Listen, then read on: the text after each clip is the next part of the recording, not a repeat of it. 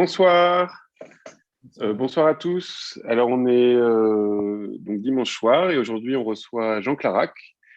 Donc c'est toujours ces petits Twitch dans le cadre de l'exposition Les Apparences au Centre d'art à 100 mètres du monde à Perpignan. Donc l'exposition dure jusqu'au 12 septembre. C'est une exposition avec 50 peintres de la scène française, des peintres vivants.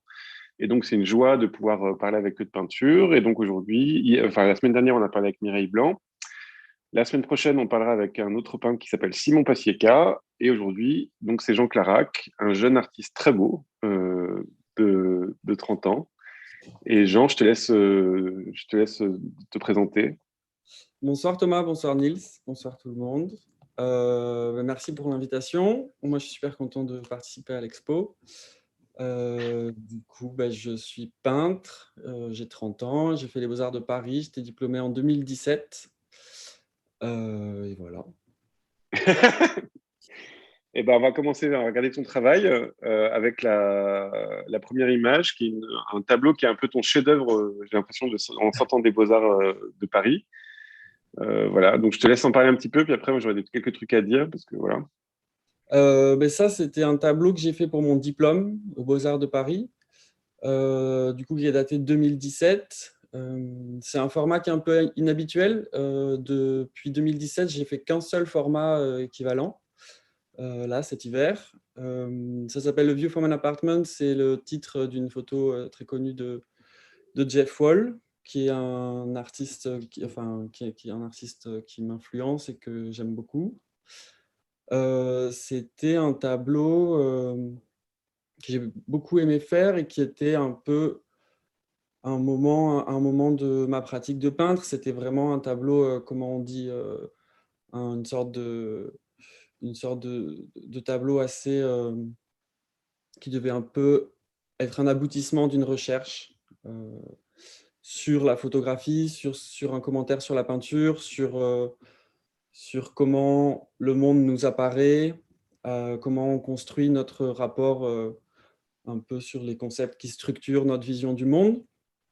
C'est pour ça aussi que ça parle beaucoup de photos, ça parle de littérature, ça parle d'images numériques et d'un rapport structurel au paysage.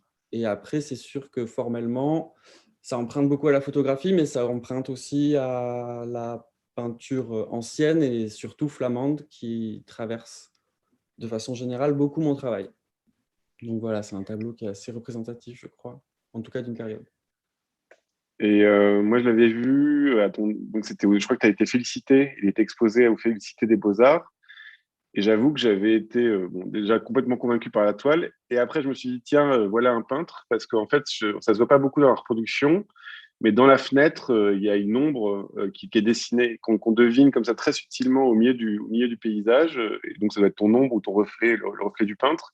Et je me suis dit, bon, bah alors attends, pour s'ennuyer à faire ça, c'est-à-dire le faire vraiment aussi subtilement et que ça soit vraiment au second regard qu'on puisse le voir dans le tableau, je me suis dit que là, il y avait vraiment à faire un très bon peintre, quoi. Et l'autre truc, c'est qu'on est d'accord que, là, dans ce qu'on va dire l'iconographie que tu as voulu raconter, il y a évidemment le côté fenêtre ouverte sur le monde, il y a le fait que c'est aussi voir le réel à travers soit le numérique, soit l'écriture ou le papier, quoi. C'est ça un peu ce que tu as envie de raconter ou ça s'est fait de manière inconsciente Non, il y avait vraiment Du coup, il y a plusieurs citations de Jeff Wall dans cette peinture, parce que A View from an Apartment, c'est une photo très connue, mais il y avait aussi cette idée dans le reflet de la fenêtre. En fait, c'est la silhouette d'un mec qui se prend en selfie dans sa salle de sport. Donc, un truc assez narcissique. Mais moi, en fait, c'était pas le reflet du peintre, mais plus l'idée que le regardeur qui fait beaucoup de photos des tableaux, en fait, c'était un peu l'idée de le mettre déjà dans la peinture, un peu comme dans le, dans le tableau, pas les Folies Bergères, mince, j'ai un trou. le tableau de Manet, Ouais. le barreau Folie Bergère, ouais, le barreau Folie Bergère, ouais. Exactement, c'est ça. Avec Monsieur Détouche qu'on voit dans le reflet, c'est ça? Ouais. Ouais, exactement, avec un jeu comme ça d'intégrer déjà le fait de regarder la peinture et de la regarder par la photo et de la prendre en photo, en fait. D'accord.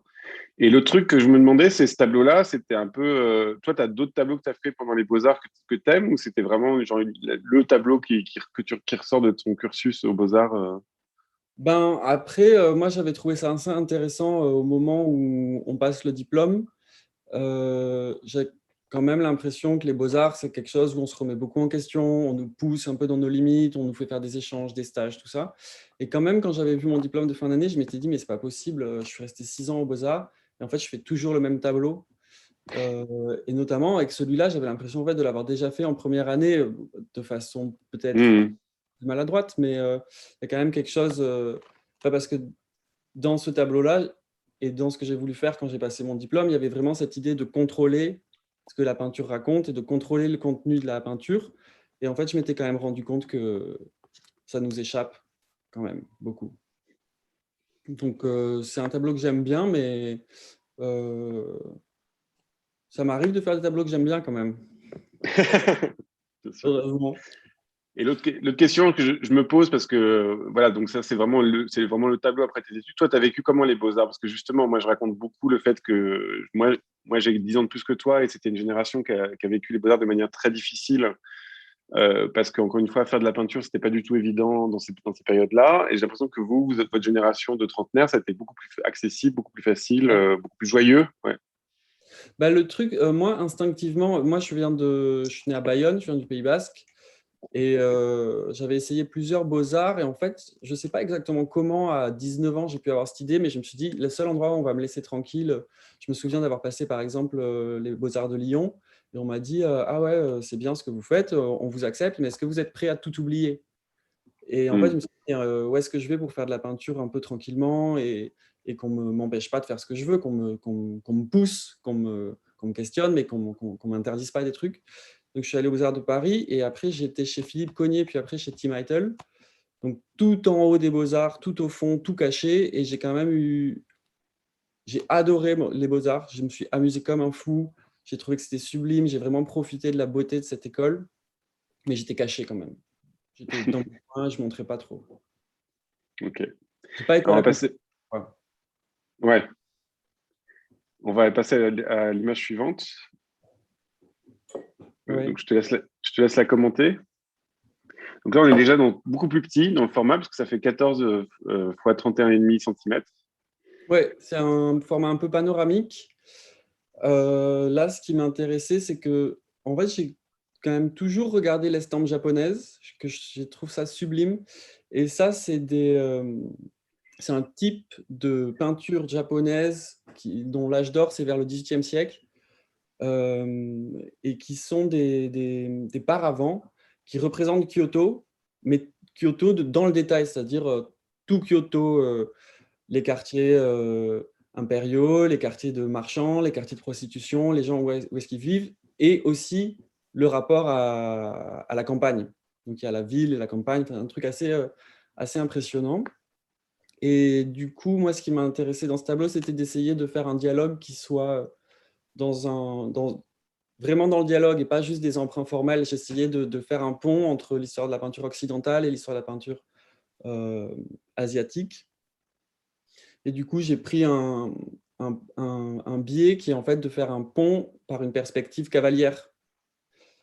C'était ça qui m'intéressait dans ce tableau. C'est un peu difficile en reproduction parce que c'est vrai que toutes les écrans de publicité, enfin comment ça s'appelle, les pancartes de publicité sont à la feuille d'or. Donc c'est quand même une matière qui est plus sensuelle en vrai qu'en photo. Je trouve là, ça rend pas très bien. Et puis après, voilà, il y a des citations. Quand j'ai fait par exemple la tôle ondulée qui est avec la salle de sport Fitness Park, je pensais à Gerhard Richter, des toiles qui ne sont pas très connues, qui sont des toiles qui parlent de la peinture photographique de Gerhard Richter, quand il fait cet emprunt formel au flou et au code photographique, mais sans référent photographique. Il n'y a pas beaucoup, il y a une dizaine de toiles comme ça de Gerhard Richter qui sont absolument fascinantes. Et voilà. Alors, sur le fait qu'il faut voir la peinture en vrai, ça c'est à peu près certain. Et d'ailleurs, moi, j'ai cette image-là que j'aime bien, c'est de dire que les photos de peinture, c'est comme des fantômes de personnes. C'est-à-dire qu'on touche quelque chose, mais pas vraiment l'objet lui-même, quoi. Et donc, évidemment, une peinture, c'est sculptural, notamment les tiennes qui sont toutes petites. Donc, vraiment, pour les apprécier, faut faut les voir en vrai, notamment à Perpignan. J'en fais un peu de pub. Mais et voilà. On va passer à l'image suivante, qui est voilà, un tableau qui est proche. Alors, pour le coup, toi, tu es beaucoup plus proche de ce que je peux faire moi que Mireille, ce qu'on a fait avec Mireille. Donc là, moi, c'est un tableau qui m'émeut particulièrement. Donc, si tu peux en parler un petit peu. Puis, voilà. Euh, alors, du coup, ce tableau, je réfléchissais parce que je me disais, j'aurais bien voulu qu'on parle aussi de la question de la photo et de la peinture et de Ouais, remplacer la photo par la peinture. comme, Mais ça, comme tu c'est veux. si on parle trop. Non, pour rebondir sur ce que tu disais juste avant, ça, c'est une peinture en fait qui est un peu importante pour moi parce que je suis obsédé par ce peintre qui s'appelle Hérimède de Blesse. On va voir Et après. ma Ouais. première rencontre avec ce peintre était à Lille dans une exposition sur la peinture flamande, qui est un tableau qui est conservé à la Fondation Custodia, qu'on peut voir parfois en France. Parce que c'est un peintre qu'on ne voit pas en France. Et justement, on peut rebondir sur la question de la photo et de la peinture. C'est un peintre, j'étais tombé dessus plusieurs fois parce que j'ai une passion pour Patinir. Et a priori, ce serait le neveu de Patinir. Bon, il n'y a pas de consensus des historiens de l'art là-dessus. Et c'est un peintre voilà, qui est dans la lignée de Patinir. Mais franchement, en photo, c'est assez pauvre. C'est quelque chose que quand on le voit en photo, c'est pas très beau. Mais quand on et c'est pour ça, je pense qu'il n'est pas très connu. Parce qu'en photo, c'est pas beau. Il faut les voir en vrai. En France, on n'en voit pas. Pareil, il y en a un très très beau à Dresde, il y en a en Belgique, enfin, il y en a un peu partout, mais il n'y en a pas en France. Et ce tableau-là, donc c'était ma première rencontre avec lui, c'est une tentation de Saint-Antoine. C'est de la peinture très théologique. Il y a un très très beau livre de Michael Vimans là-dessus, sur Hérimède de Blesse et sur le rapport à la théologie. Et du coup, moi, c'est un tableau que j'ai donc c'est un petit tondo comme ça qui fait 25 cm. On va le voir après. Hein. On va le voir après. Je te le Il y dis a un parce que. petit cadre, il y a un cadre carré. Bon, moi, j'ai fait un cadre un peu rectangulaire en poirier massif avec ce jeu de moirage un peu dans le veinage du bois qui rappelle un peu le motif de flamme. Et le bâtiment en feu, en fait, c'est assez intéressant parce que c'est pas on pourrait croire comme ça que c'est un peu une architecture de rapport. En fait, c'est une architecture de luxe. C'est des condominiums américains qui avaient brûlé sans faire de victimes pendant leur construction. Et du coup, il y avait tout ce paysage avec le pic du Midi à gauche qui reprend un peu des couleurs de miniatures perses, qui est traversé par une autoroute avec un parking avec un hypermarché et des maisons comme on peut en voir dans pas mal d'endroits. Donc ça parle et des démons dans la fumée. Et du coup, c'est un rapport à la tentation et à la destruction de notre monde. Et là, pour faire le tableau, tu pars de photos, de plusieurs photos, ou si tu fais des montages d'abord, ou tu y vas au fur et Ouais. à mesure ouais. Depuis 4-5 ans, je travaille comme ça. Je fais, bon, ça part de croquis, ça part de notes et tout ça. Et ensuite, je fais des photomontages assez précis sur l'ordinateur et je peins d'après ça. Donc, je peins en regardant un écran. Tu stylises quand même un peu. Tu te permets, par exemple, là, l'autoroute, elle est super droite, on va dire, elle est très symbolique. Ouais, c'était la grande question de cette composition et je ne sais toujours pas si c'était la bonne idée ou pas. En fait, j'ai oscillé entre un chemin courbe ou un chemin droit et ça changeait tout dans la composition, déjà formellement, dans la dynamique du regard, mais aussi dans ce que ça racontait. Et du coup, j'ai fini par faire une autoroute très droite. Après, oui, j'interprète beaucoup le photomontage. En général, ça peut arriver que je sois amené dans des projets ou quoi à devoir montrer des photomontages à des gens avec qui je travaille. En fait, c'est vrai que je pense qu'on n'y comprend rien, en fait. Donc, moi, j'interprète. Et donc là, pour toi, enfin, pour moi, de mon point de vue, c'est un sujet très écologique. C'est-à-dire que d'un coup, j'ai l'impression que tu mets en regard deux choses qui sont quasiment liées. Quand on s'y connaît un petit peu en réchauffement climatique ou ce genre de choses, d'un coup, on voit, par exemple, la prise de pouvoir sur le paysage par l'autoroute ou alors le rapport aux voitures et tout ça. Et après, on aurait des incendies qu'on pourrait dire qui seraient pas liés. Et puis, en fait, bon, on se rend bien compte aujourd'hui, ne serait-ce que ce qui se passe au Canada ou voilà, à Los Angeles, les feux qu'on repris, ou même dans l'Aude en France, que voilà, c'est assez lié au réchauffement climatique. Et donc, ça, c'est quelque chose qui t'intéresse à représenter ou c'est un. Si, si, ouais, ouais, c'est vraiment. Enfin, j'ai un rapport assez ambigu parce que je me sens vraiment comme le produit de cette société, enfin, de la société du Hmm. plaisir et de la consommation. Et du coup, j'essaye un peu de faire des images qui sont sur une ligne un peu fine, entre comprendre parce que je fais partie de ces sociétés, j'ai de l'empathie enfin, je ressens ce désir pour la marchandise, en fait, et du coup, je fais tout un travail pour m'en empêcher, pour ne pas consommer, pour essayer d'être sobre, et en même temps, je condamne. Enfin, du coup, j'essaye d'être, un peu ambivalent quand même. Parce que l'image, elle est séduisante aussi. Alors ça, c'est un truc qui m'intéresse beaucoup, c'est comment arriver à parler de la catastrophe sans la rendre séduisante. Parce qu'on pourrait même dire que ton personnage au premier plan, ça rappelle Friedrich et le sublime allemand, le sublime romantique allemand, où d'un coup, on est devant l'immensité de la nature ou l'immensité des problèmes, et puis on est... Mais il y a dans je trouve que dans notre capacité à détruire le monde, il y a quelque chose de fascinant de toute façon, enfin, un peu moi, je trouve.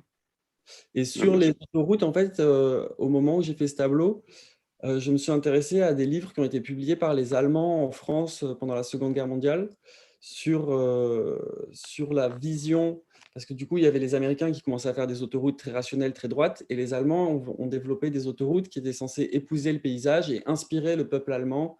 Et du coup, c'est des autoroutes beaucoup plus courbes, avec des points de vue, avec voilà, des choses assez romantiques en fait, dans une idéologie guerrière et dans une idéologie nazie, quoi. C'est assez étonnant, c'est un livre très bizarre.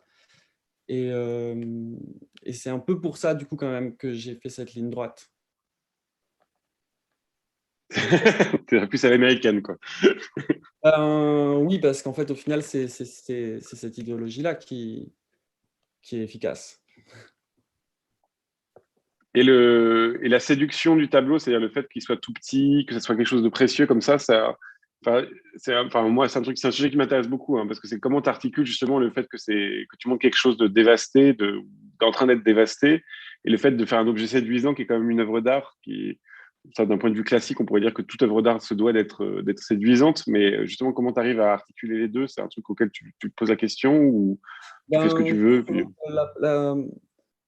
assez vite dans mon travail, il y avait quelque chose de précieux et j'avais un petit peu essayé de contrebalancer ça je peignais sur des matériaux très pauvres au début, des bouts de bois que je trouvais par terre, etc., même dans la rue. Et en fait, j'ai décidé d'assumer cet aspect précieux de mon travail et donc de travailler sur parfois je travaille sur, enfin, c'est des matériaux assez nobles sur lesquels je travaille. Par exemple, celui-là, c'est un contreplaqué de bouleau, mais sur lequel j'ai mis d'un côté un peu de chêne et de l'autre côté, le côté qui est peint, c'est du poirier à nouveau. C'est un grain très fin. Euh, enfin, j'essaye de créer de la tension, quelque chose d'un peu tendu, et je trouve que, à nouveau, comme je disais juste avant, c'est ce rapport où je suis quand même un peu fasciné par le monde dans lequel on vit, en même temps que enfin, je suis fasciné par la puissance que le capitalisme a été capable de mettre en place et par cette espèce d'efficacité à faire collaborer des gens ensemble dans le monde. Enfin, je trouve ça complètement fou et assez unique dans l'histoire. Euh, En même temps, ça me terrifie.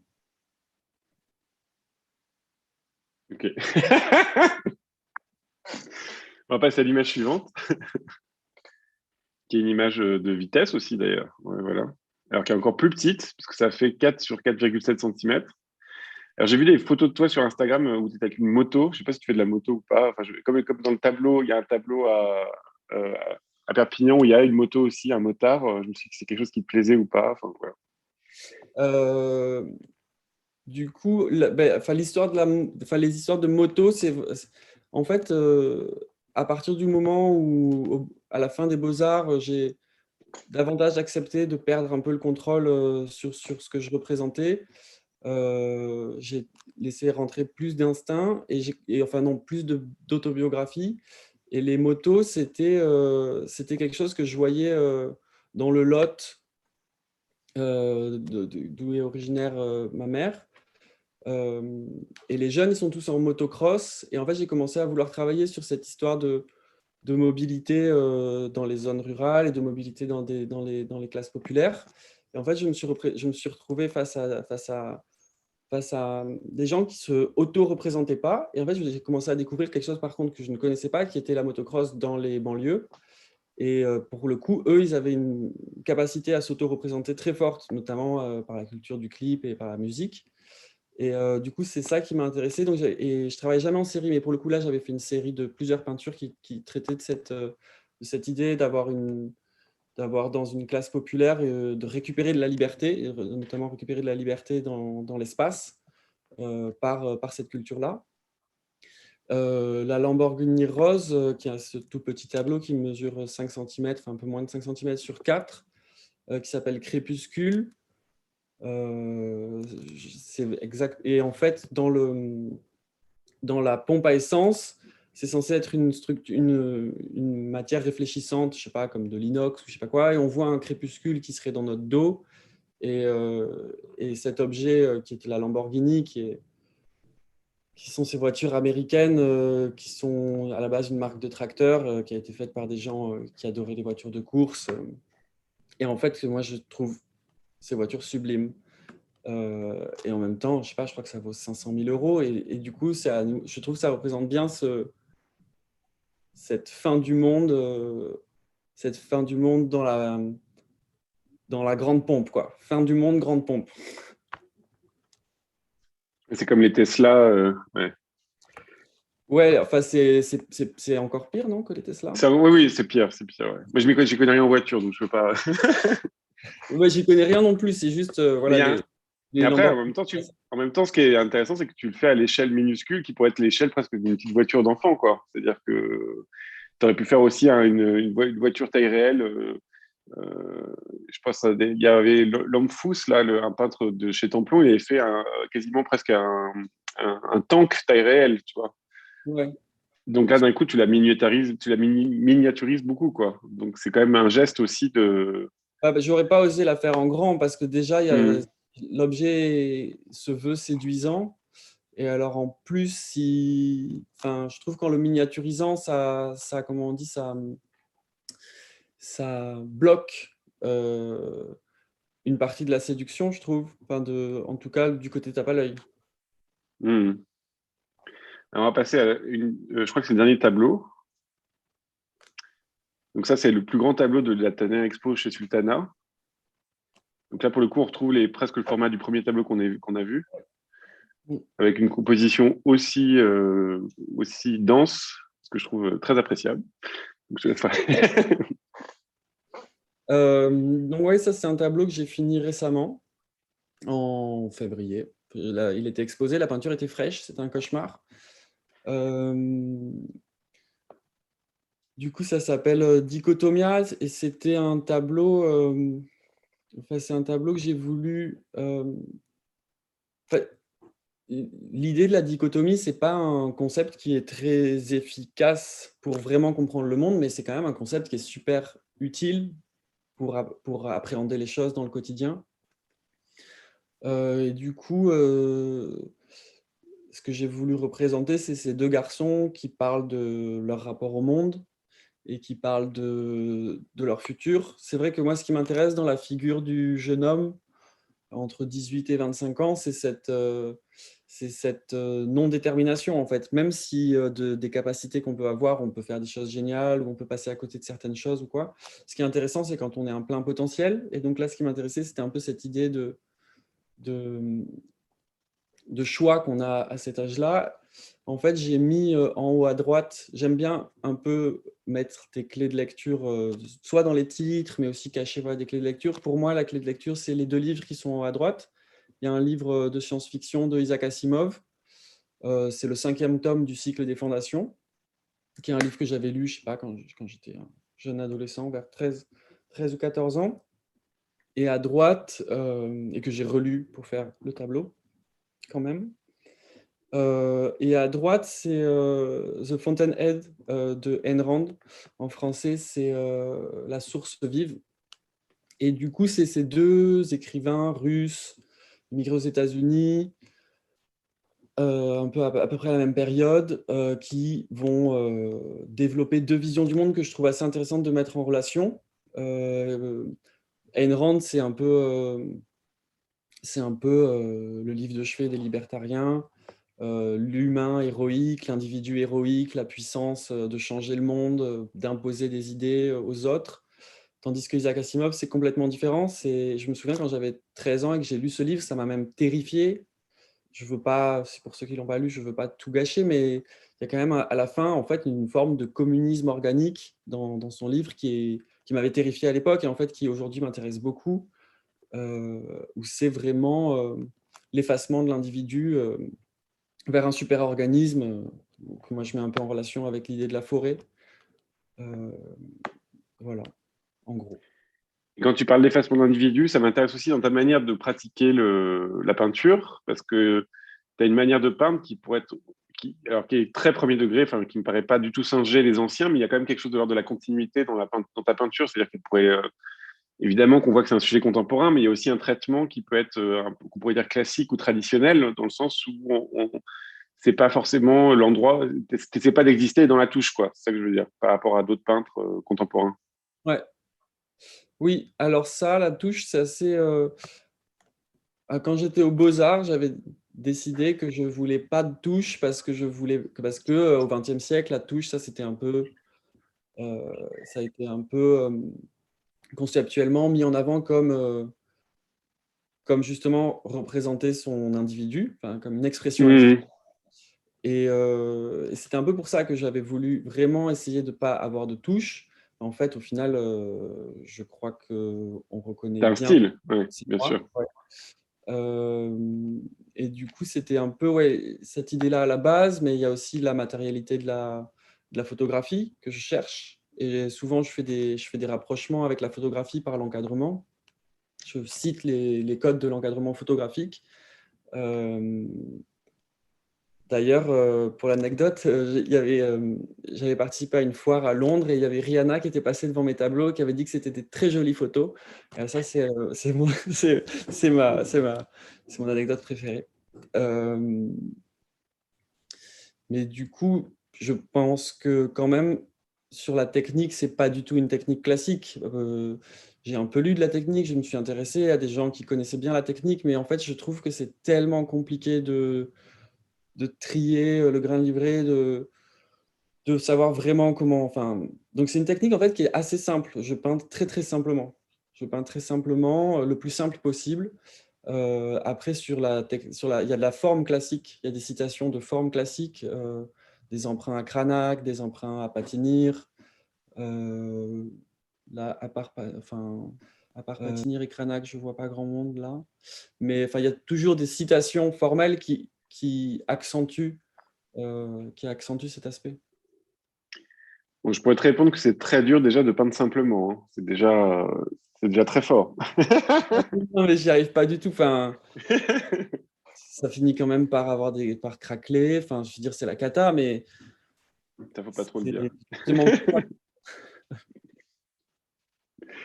On va passer à l'image suivante. Et donc là, c'est la deuxième partie de notre entretien, où on va parler d'un peintre donc, dont tu as déjà parlé et que tu aimes beaucoup. J'étais très vexé parce que je le connaissais pas bien du tout avant que tu m'en parles. Donc vraiment, ça, j'étais vraiment vexé. Donc c'est Héry Mette de Blesse.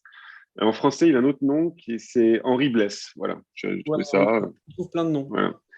Et donc là, c'est vrai que l'image est pas très belle, mais toi, tu dis que c'est magnifique, donc on te fait confiance. Merci, c'est gentil. Ouais, non, c'est vraiment ça. C'est ce peintre. Si tu veux un peu approfondir ou si vous voulez un peu approfondir ce peintre, le mieux c'est de prendre le catalogue qui a été fait c'est aux éditions Azan. Comment ça s'appelle? Le titre m'échappe, mais c'est Rimette de Blaise par Michael Vimance. Je pense Bah, que ça se trouve en on doit même librairie. pas en avoir 12. Ouais. Et là, on peut vraiment rentrer parce que c'est quand même, c'est vraiment de la peinture théologique. Donc en fait, c'est vrai que l'histoire de la théologie, pour le coup, on est vraiment là, on est dans une société qui a complètement oublié les différences qu'il y a pu y avoir dans les théologies dans le temps, quoi. C'est assez fou. Donc ça, c'est intéressant déjà d'aborder ce peintre sur cet aspect-là. Et à nouveau, ouais, c'est vrai que c'est un peintre en photo, c'est moche. Et d'ailleurs, Et quand tu parles de... anecdote, Ouais. L'anecdote, c'est en bas à gauche, vous pouvez voir, il y a une petite chouette avec comment ça s'appelle, un Ah entonnoir oui, sur la tête. c'est Il sa est marque. supposé de Ouais. mettre à la chouette ou à la houppette parce qu'il signe ses tableaux en cachant un petit bout dans ses tableaux. Rigolo. Et d'ailleurs, quand toi, tu fais des signes dans tes peintures, genre ça peut être, tu prends un iPhone ou tu prends justement tes livres, tes références, des citations, des choses comme ça, tu penses au fait que ça va bien vieillir ou pas? Ou tu t'en fiches complètement de savoir, toi, de savoir à qui tu t'adresses? Tu t'adresses aux gens d'aujourd'hui ou des fois tu te dis, bon, bah, je m'adresse à des gens dans 50 ans ou dans 100 ans? Est-ce que tu penses à ça? Est-ce que tu penses, par exemple, que le costume qu'on a vu précédemment, jaune fluo de motard, peut-être qu'un jour, on n'aura pas la rêve, quoi. Ouais. Bah, enfin, quand j'étais au Beaux-Arts, j'avais une conversation assez intéressante avec mon professeur, Tim Heitel. Euh, il m'avait dit, mais là, ce que tu es en train de faire, tu t'adresses à qui? On dirait que tu t'adresses qu'aux historiens de l'art. Tu peux pas vraiment faire ça. Ou alors, il faut vraiment que tu réfléchisses. Et je pense, enfin, moi, ce que j'essaye de faire, c'est, il y a 3 livres qui sont franchement arides, mais vraiment bien sur les différentes pensées du Moyen-Âge. C'est de Jean Verst. C'est l'image à l'époque gothique. Il y a un truc enfin, c'est 3 livres sur l'époque romane, l'époque gothique, d'un historien suisse qui s'appelle Jean Verst. Et il parle des couches de contenu qu'on peut mettre dans une peinture en tant que peintre. On peut penser à plusieurs personnes, en fait. Et moi, j'essaie vraiment de composer mes tableaux comme ça. J'essaie d'avoir vraiment quelque chose de super anecdotique, très simple, qu'on peut sans avoir de contenu sur l'histoire de l'art ou ce que c'est la peinture. On peut aborder l'image. Et après, il y a plusieurs... enfin, j'essaie d'avoir plusieurs strates. Enfin, je ne les mets pas dans l'ordre... c'est pas un ordre hiérarchique, mais c'est plutôt comme ça. Il y a plusieurs contenus. Euh, et moi, c'est vrai que si je souhaite le meilleur à mes tableaux, ce serait que ce soit certaines strates qui remontent avec le temps, ouais, j'aimerais bien. Ok. Alors maintenant, on va parler d'un peintre presque sans strat, qui est le peintre donc je t'ai demandé un peintre que tu comprends pas encore. Et donc, on va parler de Jean Renoir.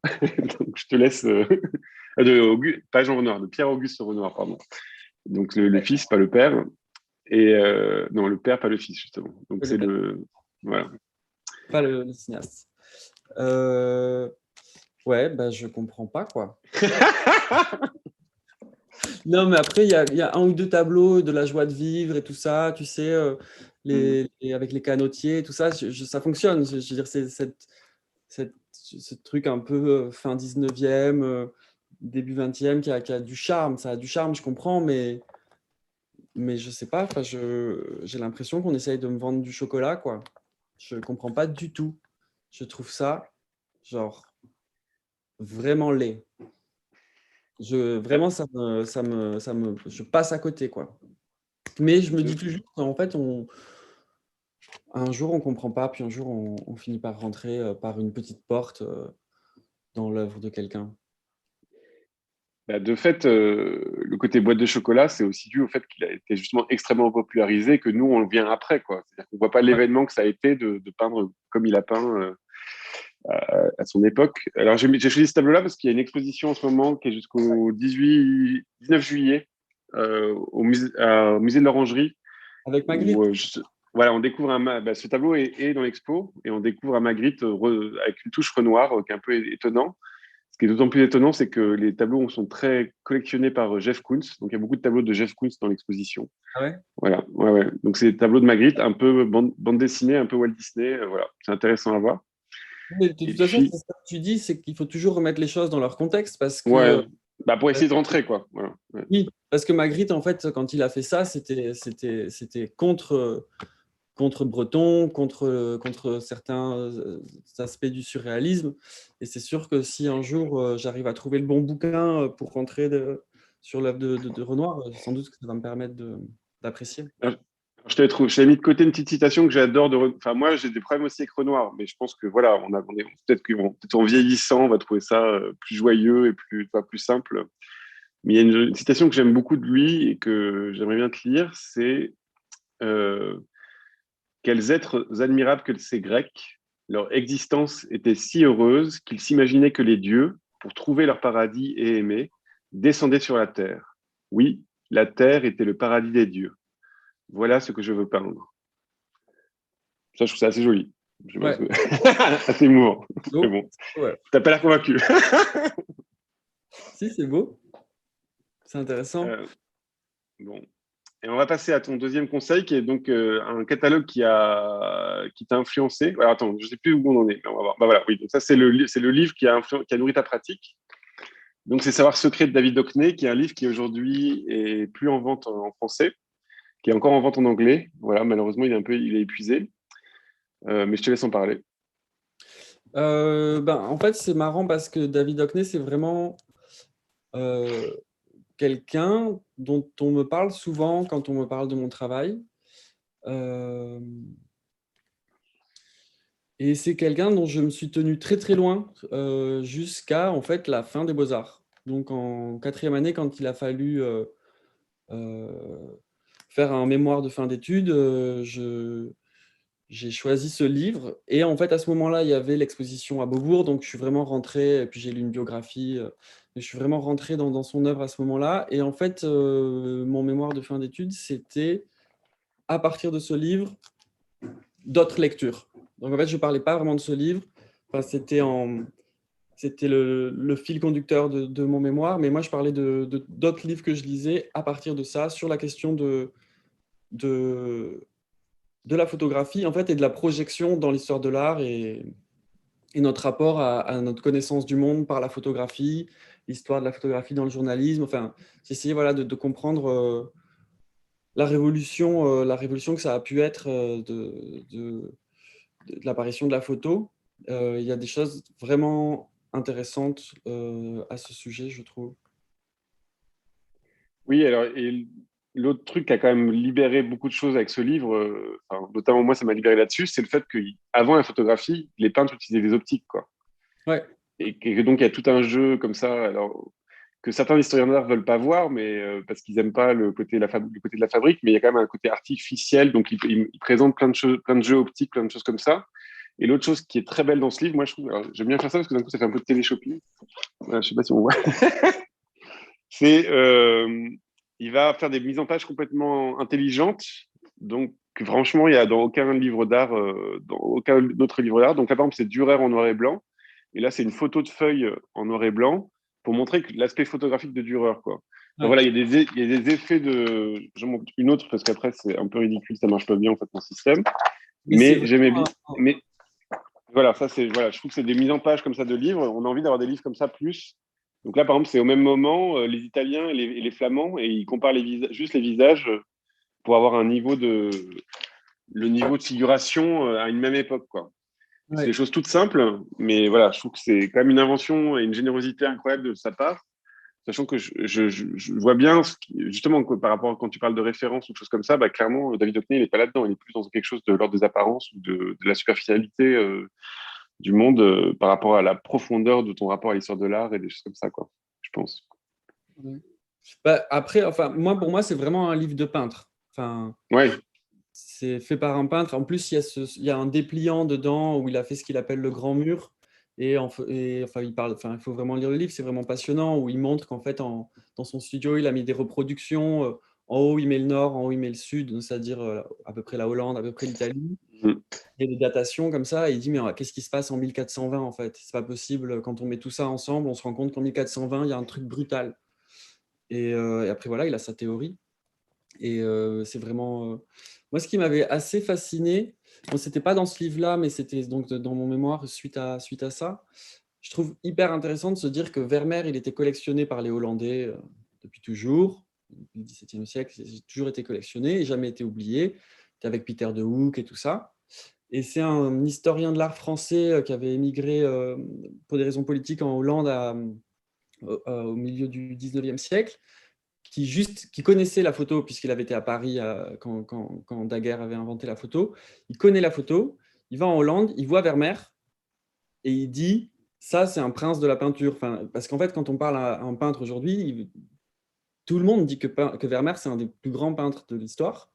Et en fait, c'est un autodidacte qui a peint à la camera obscura, en fait. Hmm. Il y a un vrai truc où en fait, Vermeer est devenu Vermeer à partir du moment où le grand public a connu le monde à travers la photo. On ne peut pas comprendre l'espace et le flou si on n'a pas vu le monde par une lentille, en fait. Notre œil, il ne le fait pas, c'est pas vrai. Enfin, c'est des débats que j'ai souvent, mais je trouve que notre œil, il voit dans le temps et il fait un truc avec le cerveau. On ne fait pas des flous pour l'espace. Ouais, c'est intéressant ce que tu racontes. Ouais. Il y a un livre, il y a un film qui est sorti qui s'appelle Tim Vermeer. Je ne sais pas si tu le connais. Ouais, Tu l'as vu? ouais. Tu l'as vu? Ouais. J'ai Je vu, ouais. raconte juste vite fait, c'est un milliardaire un millionnaire qui s'ennuie et qui apprend à peindre tout seul un Vermeer. Voilà, ça se trouve sur Internet gratuitement et c'est très spectaculaire, je trouve. Ouais, bon, Ouais, j'arrive pas à savoir si... c'est pas très Dis-moi. sensuel, hein. La surface de la peinture n'est pas très sensuelle, mais c'est quand même incroyable. Ouais, il y a un côté quand même spectaculaire. Ouais, ouais. On va passer à un autre livre, donc un livre qui t'a influencé. Et donc, c'est Les raisins de la colère de Steinbeck. Alors, je t'avoue que j'ai fait mon mauvais élève, j'ai pas lu le livre, j'ai regardé le film. Je te laisse d'abord en parler. Moi, ce qui m'a vachement influencé, moi, ce qui m'avait vraiment... je l'avais lu, j'étais aux Beaux-Arts. Je crois que c'était Garance Maton qui me l'avait mis dans les mains. Donc, c'était, je sais pas, en deuxième année aux Beaux-Arts. En fait, ce qui m'avait vachement plu, c'est que donc, c'est les Judds qui partent de l'Est américain et qui vont vers l'Ouest parce qu'il y a pendant la Grande Dépression, pendant qu'il y a tous ces problèmes là, des Dust Bowl, enfin, toutes les récoltes qui sont en train d'être perdues, tout ça. Et il y a des tout petits chapitres dans ce livre où tout d'un coup, on sort du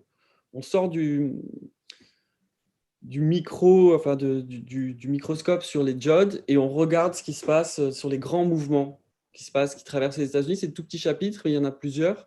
Et du coup, ce jeu comme ça de micro, macro, moi, ça m'avait fasciné. En fait, je trouvais que et c'est quelque chose pour le coup que j'ai essayé de retranscrire en peinture, en fait, d'être dans l'anecdote et d'être autour de l'anecdote en même temps. Ok, il n'y a pas ça dans le film. Et moi, ce qui m'a apparu le plus terrifiant dans le film, c'est un film de John Huston de 1940, qui est bizarrement très communiste, comme presque dans la conclusion. Mais ce qui m'a paru terrible, c'est l'errance, c'est-à-dire le fait d'errer pour trouver où habiter, d'un coup de prévoir de lieux où habiter, en fait, quoi qu'il arrive, parce que, en gros, il y a une loi de l'offre et de la demande qui fait qu'ils ne trouvent jamais de travail dans des bonnes conditions et jamais de lieu où rester.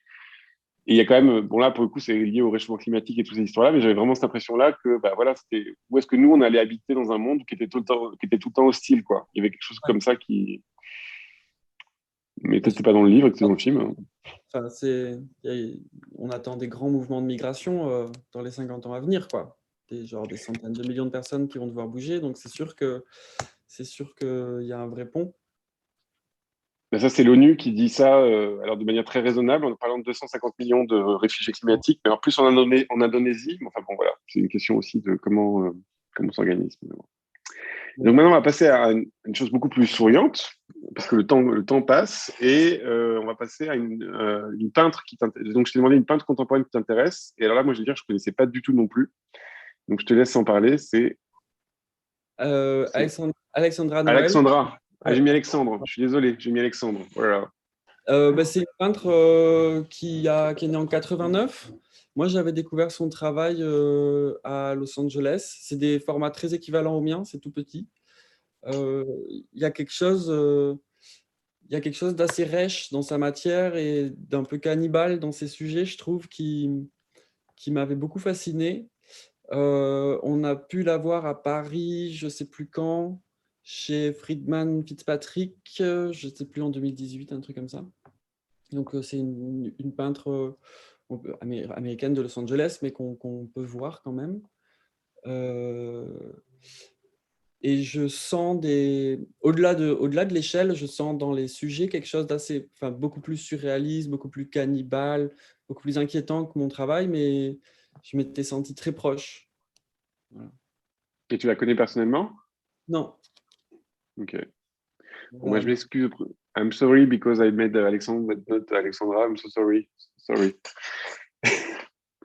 Et donc, là, on va passer à une peintre contemporaine que je t'ai demandé. Je t'ai demandé une peintre contemporaine qui vit en France, et tu m'as parlé de Nina Childress, voilà, qui est, pour l'anecdote, la professeure de Cyril Duret, qui est un des peintres qui est dans l'exposition à Perpignan. Et ça, c'est un tableau que j'ai vu, que j'ai exposé avec elle. Ce tableau était exposé avec moi dans un cabinet d'architecture, Franklin Asie, voilà, récemment. Donc, c'est pour ça que j'ai mis celui-là. Si tu veux en parler un petit peu de ton Ouais, travail. ouais, je trouve que c'est, ouais, pour moi, c'est des meilleurs peintres en France. Je trouve que c'est hyper intéressant, toute son œuvre. J'avais eu la chance de faire un workshop avec elle. J'avais trouvé ça hyper intéressant.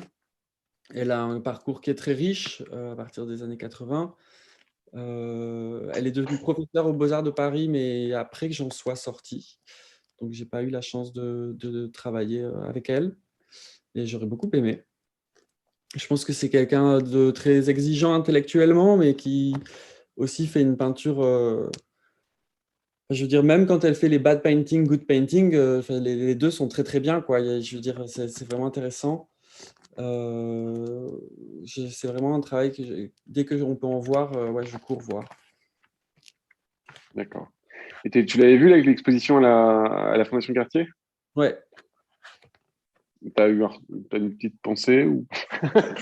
Non, mais C'est quoi? moi, je trouve que c'est vraiment, enfin, enfin, il faut les voir en vrai. On revient toujours à ça, mais c'est vraiment Ouais, très sensuel, assez étrange. Ça parle bien enfin, d'un certain nombre de sujets contemporains. Je trouve que c'est vraiment bien. Je pense qu'il y a des bonnes. Il me semble avoir déjà vu des bonnes conférences aussi en ligne sur Internet. On peut trouver Elle parle bien de son travail. Moi, je l'avais vu en vrai parler de son travail, mais je pense qu'il y en a aussi en ligne. Il faut écouter, c'est bien. et donc là, ce tableau-là, c'est à partir d'une image en fait des années 70, un film pornographique où les gens en fait faisaient l'amour à chaque étage. C'est pour ça que ça ressemblait un peu aussi à ta peinture. Ça pouvait être un détail de ta peinture, quoi. Voilà. Ouais, j'ai Euh, quelques peintures cochonnes, c'est vrai. et on va Euh, passer à l'actualité. j'ai- Ah oui, pardon. On ne les a pas montré les peintures cochonnes. Donc ton actualité, c'est que donc cette exposition que j'organise au Centre d'art à 100 mètres du monde à Perpignan, c'est ouvert de 15h à 19h tous les jours sauf le lundi jusqu'au 12 septembre. Venez en passant par les vacances. Pour les vacances, c'est super, il fait beau, il fait chaud. Et t'as d'autres actualités ou pas? T'as d'autres projets à venir je participe au prix de la Fondation Pratt en septembre. Ouais, j'ai Donc, vu ça. Ouais. ouais, l'exposition dure tout le mois de septembre. Euh, Il y a qui d'autre comme artiste avec toi? Je crois qu'il y a un artiste qui est dans l'expo aussi. Comment? Tu connais je crois qu'il y a deux autres artistes avec toi dans ce prix. Oui, C'est il y a Alexandre Lenoir qui Ah est, oui, voilà. Ouais. ouais, qui est représenté par la galerie Almin Reich. Aline Reich, exactement. Et j'ai un trou. Oh, pardon, je voulais pas te piéger. Alors, mince, je ne me souviens pas. Bon, je vais rebondir comme ça pour dire que j'ai oublié de le dire, mais tu as fait une extrêmement belle affiche pour Roland Garros cette année. Voilà. C'est toi qui as fait l'affiche de Roland Garros qui était vraiment magnifique. Ah bah Je sais attends. pas comment. Alors, Chloé Saïbrey Dupont, pardon. Ça y est, Ah Chloé. voilà, Ouais, voilà, que je ne connaissais pas en fait. C'est pour ça que j'ai découvert son travail pas de et que j'ai problème. la liste. Et là, toi, tu vas vivre, tu vis comment t'as des projets, t'as des horizons ou tu te dis que tout est bouché parce qu'il y a le Covid ou c'est comment que tu te Enfin, situes? on monte un peu des projets, mais c'est vrai que tout est devenu meuble, quoi. Tout est devenu un peu mou. Donc, de ferme, j'ai que notre exposition, l'exposition en septembre. Après, j'avais besoin un peu aussi de peut-être prendre un petit peu de temps pour élargir certains sujets et faire un peu de recherche. Donc, j'ai pas couru après les occasions. Très bien. Alors, j'ai demandé à Niels, notre réalisateur, s'il y a des questions du public. Bonsoir à Deux, tous. trois. Nils, ouais. Oui, je suis là. On avait une question Allô? dans le chat que je ne suis pas Nils, ça très... marche pas? Vous m'entendez pas? Ah, attendez. On Ah, m'entendait sur c'est la sur le première live fois. Bah et vous voilà, parce que m'entendiez pas, voilà. j'avais dit à Nils que comme c'était Allô? Oui, tu m'entends? la deuxième, c'est toujours plus difficile que la première. Et on sait pas pourquoi il y a toujours plus de merde. Tout à fait. Parce qu'on est confiant et tout ça. Nils, t'es toujours pas là? Vous m'entendez pas? Ok, Allô, là c'est allô? bon, vous m'entendez là? Ah, ça y est, c'est Vous bon. m'entendez? Voilà, c'était Voilà, ça. C'est c'est bon. le logiciel qui a bugué Zoom, je sais pas pourquoi. On y est Rebonsoir à arrivé. tous. On avait Monsieur Payot qui demandait, je pense, ton rapport avec Nicolas Poussin dans ton travail, plus précisément quand tu Non, ça, parlais je de ton pense que premier job. c'est. Ça, j'ai vu ça passer. Je crois que Ouais, c'était lié à au numéro d'avant. Mais bon, d'accord. pourquoi pas. Si t'as un... si t'as un rapport avec Nicolas Poussin. Ah bah, c'est mon premier amour. Ah ouais, bah voilà. Ouais, Mireille Blanc, ouais. Mireille Blanc comprend pas et toi, c'est ton premier Ouais, amour. j'étais un peu surpris. Moi, c'est mon premier amour, ouais. Ouais, ouais. Je trouve que la gestion de la couleur, c'est sublime. Et en fait, c'est marrant parce que récemment, j'ai fait un tableau. Et si je m'étais inspiré de sa méthode, dont vous aviez parlé la dernière fois avec Mireille, de faire des maquettes en pâte à modeler, je m'en serais tellement mieux sorti. Ah oui. Je trouve que vraiment, c'est sublimement composé. Je trouve que cette façon de faire des couleurs en demi-teinte et tout d'un coup un jaune sublime, un rouge, je trouve que c'est vraiment, vraiment agréable et appétissant à regarder, quoi. Puis aussi la gestion du corps dans le paysage, qui est quand même que toi, tu arrives à faire vraiment des variations très importantes dans les corps et les paysages comme Poussin, quoi, là, pour le coup.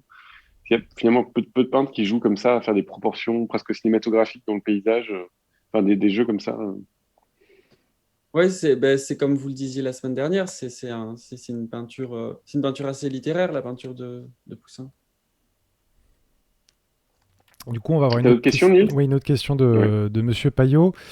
Quel rapport as-tu pu avoir avec Tim Etel aux Beaux-Arts? Qu'est-ce qu'il a pu faire évoluer dans ton rapport à la peinture? Si tu as... Bah, du coup, oui, c'était mon professeur pendant 3 ans. J'ai adoré travailler avec lui. C'est quelqu'un de très exigeant intellectuellement enfin, il laisse toute liberté à ce que ses étudiants veulent faire. Et par contre, il demande un petit peu de, si, de se mettre face à l'objet qu'on a créé à la fin et de se dire, bon, ben, j'ai voulu faire quoi et qu'est-ce que j'ai fait vraiment? Et c'était toujours un peu cette, euh, cette question qui est assez importante de façon générale, c'est quand est-ce qu'on se ment à soi-même? Alors ça, c'était le pro pour nous mettre face à nos contradictions. T'as d'autres questions, Nils? Oui, une autre Assez. question qui va venir d'Instagram, c'est une question sur est-ce que tu vois la préciosité du petit format comme indissociable de ton travail, comme une étape dans la peinture, quoi. Et est-ce qu'on attend un 3 mètres sur 4, quoi? Est-ce que tu feras un 3 Voilà, mètres sur 4 un c'est ça. jour? Euh, Ben, je travaille un peu sur un tableau qui est un peu plus grand depuis quelques années, mais je ne sais pas trop où il va aller parce que c'était un tableau qui travaillait, enfin, c'était un sujet sur plusieurs personnes américaines. Et ils sont en train, enfin, il y en a déjà 2 qui sont mortes depuis que j'ai commencé à travailler. Tableau maudit. Du coup, j'avoue que le grand tableau, là, il commence à me faire un peu peur. Oui, j'aimerais bien faire, mais même peut-être, j'aurais bien voulu faire de la fresque ou peut-être travailler, collaborer sur des fresques ou des choses comme ça. Après, moi, la miniature, c'est vraiment mon échelle. Je veux dire, à l'exposition qui a été présentée en février à la Galerie Sultana, je me suis réautorisé des formats, comme on a vu tout à l'heure, de 4 cm, de 5 cm, qui étaient en fait mon échelle à la base. À la base, je faisais des tableaux petits comme ça. Et en fait, un jour, je me suis rendu compte aux Beaux-Arts, mais que c'était quand même repousser beaucoup de gens, parce qu'il faut quand même avoir la faculté de regarder un tableau. C'est un truc un peu physique, là, c'est vraiment avec ton corps, si tu peux ou tu peux pas. Donc c'est pour ça que j'ai commencé à faire des tableaux de 15-20 cm. Et j'avais complètement abandonné pendant 6 ans les formats vraiment miniatures. Et là, je viens de m'autoriser à refaire ça récemment. Donc ça, et c'est pas un choix. Enfin, là, du coup, c'est un choix parce qu'il y a cette idée de quand même réussir à dialoguer avec des gens euh, qui a fait que j'ai plus fait vraiment mon échelle pendant quelques temps. Mais cette idée de faire de la miniature, c'est pas un choix, c'est vraiment c'est l'échelle, c'est mon échelle depuis que je suis petit, quoi. Je suis enfant. Oui, puis il y a quelque chose quand même de très agréable dans l'aspect miniature, c'est que d'un coup, on n'est pas agressé par le tableau. C'est pareil. Oui, il y a plein de tableaux contemporains où on est agressé d'un coup pris par le tableau, comme si le tableau nous criait dessus, quoi, pour exister. Et d'un coup, toi, il y a vraiment un truc de presque démocratique où le spectateur est obligé de plonger son regard dans le tableau et de se donner à lui, enfin, en tout cas, de faire le petit travail. Ce qui fait que finalement, c'est presque poli aussi. Enfin, il y avait un côté, là, dans l'exposition que j'ai faite donc à Perpignan, un des trucs qui était joli, c'était de voir que tes tableaux, en fait, il fallait vraiment vouloir y aller, quoi. Et d'un coup, c'est une autre approche aussi du tableau. C'est une autre approche que le côté spectaculaire où il y a quelque chose de doux, en fait, dans ce rapport-là à la miniature. Ouais. On engage son corps complètement différemment. Ouais. On engage plus son visage. Et pour conclure, j'avais juste eu l'info que ton père s'était mis à faire de la peinture en même temps que toi et aussi des miniatures. Donc, si tu veux en parler, ça m'a amusé cette histoire. Ouais. Ouais, on a commencé à peindre, je sais pas, je crois que je dise pas de bêtises, vers 2005, 2006, et on s'est mis à peindre ensemble. Et on avait acheté chez, je sais pas, je crois, le Franc-Bourgeois ou un truc comme ça, des tableaux de 5 cm sur 5. Et lui, il a continué cette pratique. Il fait quelques tableaux qui ne sont pas ce format-là, mais il a une pratique de faire un musée idéal en 5 cm sur 5 depuis du coup 2005. Donc ça fait 15 ans. C'est très impressionnant. J'adore. Donc, c'est une boîte en valise cabinet d'amateur, quoi. Ouais. Ouais, il y a, je sais pas, peut-être il y a quelques centaines de pièces. Ah oui. euh, et, et lui, il conçoit ça comme chaque pièce. Chaque pièce est une pièce unique. Moi, j'ai tendance à voir ça comme une seule œuvre.